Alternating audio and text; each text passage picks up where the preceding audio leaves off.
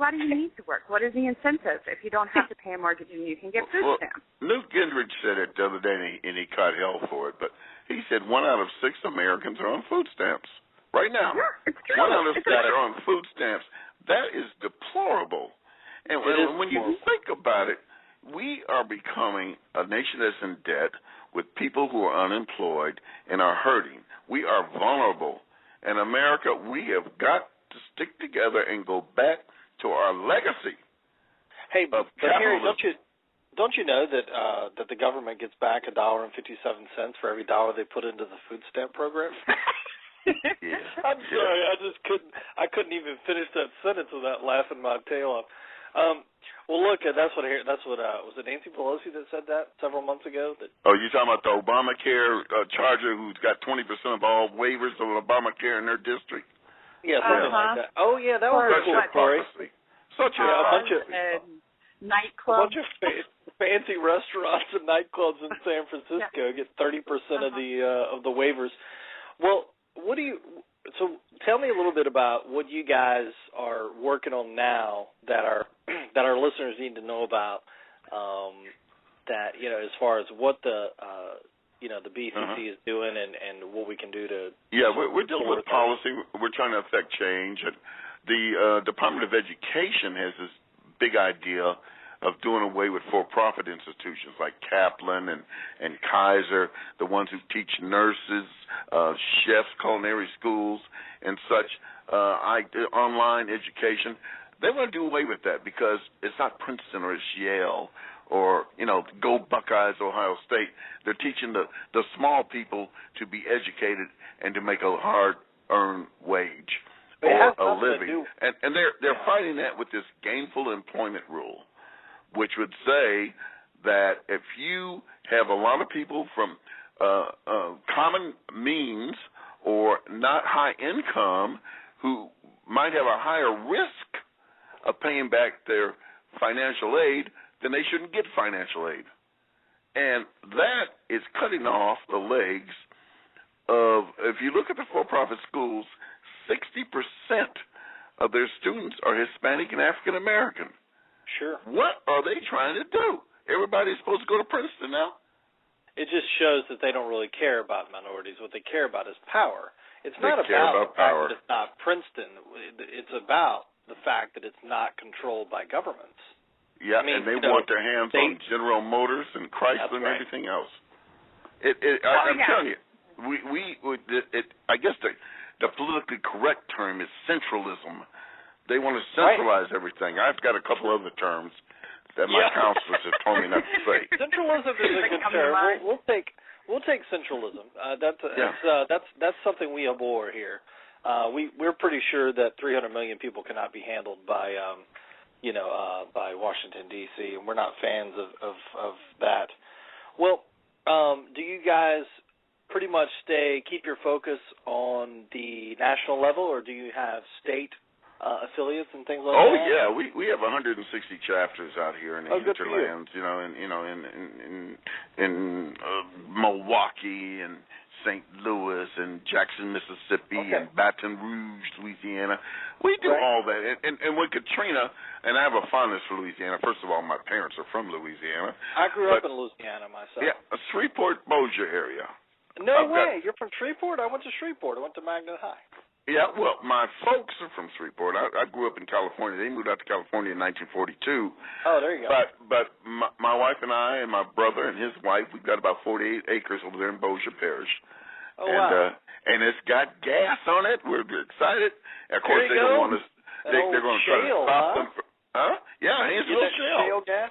Haynesville Shale. And, of course, the EPA wants to stop drilling, fracking for our land. Don't mess with our money. This is a service to the nation. Gas is going up. It's over $5 a gallon here in Washington, D.C. We need that gas and oil. Let's go get it. God blessed us with it. Let's get it. Right. Well, I think North Dakota is such a perfect example of a state that's capitalizing on the fracking. And they have surpluses. They're giving money back to. They have a 3% unemployment rate. I mean, that is the lowest I've ever heard of. Quite Montana's frankly. about the same way too, right? Yeah, and so I mean that these individuals, these landowners, and that again is what America is about. You know, you want people to own land because it's they gone take with the care wind. of it. Gone with the wind. It's the land, Charlotte. It's the land. Keep the land. Keep the land. Yeah. Keep the land.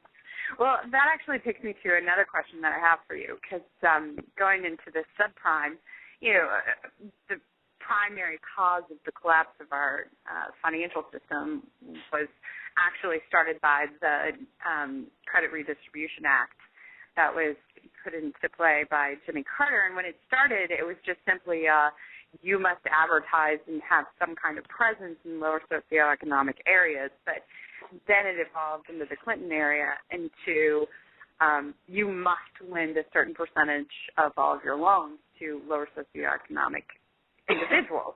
Well, so what that did is it created a whole new basis of people who were moving into the home market, which caused the spike in cost of the homes. You're talking about the Community Reinvestment Act. Yes, the CRA compliance. And so, you know, that led to the subprime shops setting up, and there was a lot of fraud in it, and I've seen the fraud firsthand. But at the same time, this was forced upon these banks to basically give very questionable, if not outright bad loans. Well, there were two bad things about that, and one, let me give you Washington, D.C. as an example. When we came to Washington, D.C., it was 80% black. Now it's about 57% black. And what the banks did to meet these requirements, they would take yuppies from out of Virginia and Maryland and give them 2% mortgages if they would buy a condo in the Shaw District of D.C. or around Chinatown. And what they would do to those communities, they would increase the property tax base because they were bringing in these new mortgages, and they would increase the rental rates to where the residents who had been there for generations could no longer afford to live there, and they gentrified the communities. So if you look at the Howard University area, the Shaw District, it is now predominantly white, and they have a white city councilman. They ran the blacks out and pushed them out into the suburbs out in the Prince George's County, Maryland. Well, so along the same lines, it created the bubble, too, in regards to, you know, it artificially increased the prices of homes. Gentrified neighborhoods. And then once the lenders wanted to get rid of the risk, so they started bundling it with some of the prime loans and subprime loans, selling those off, and that's Fannie when all the pension plans and Fannie Mae and Freddie Mac started loosening the rules. And my wife and I my wife and I had a real estate brokerage company, and we sold real estate back in her hometown of Indianapolis. And when you would do a mortgage, you would pre-qualify the people who were looking for a home. You would check out their credit. Right. Based on their credit criteria, you would arrive at what they could afford. You know, it either was 33% of their gross income or 25% of their net income. And that was the home you would go pick. And the credit would be pre-approved. So when they decided to buy this home, they could qualify. If they couldn't qualify, forget it, buddy, you can't get it. But Fannie Mae and Freddie Mac started loosening those rules to where they would take, and of course there was a 20% down payment you had to make. But then they started loosening it up to 10%, 5%, or they would 100%. generate a way. Go ahead. 100% with interest only for 5 years. So you don't even pay any principal. It was bound to fail. It was bound to fail. And so, you know, we all know it failed. We all know it created, you know, it finally they had to pay the piper. Crisis. Yeah. And so, you know, we finally got some resolutions, some of the loosey-goosey rules that were going on, got some updated legislation in there, and all of a sudden the Obama administration comes out this week and says, we've got to re-loosen those rules.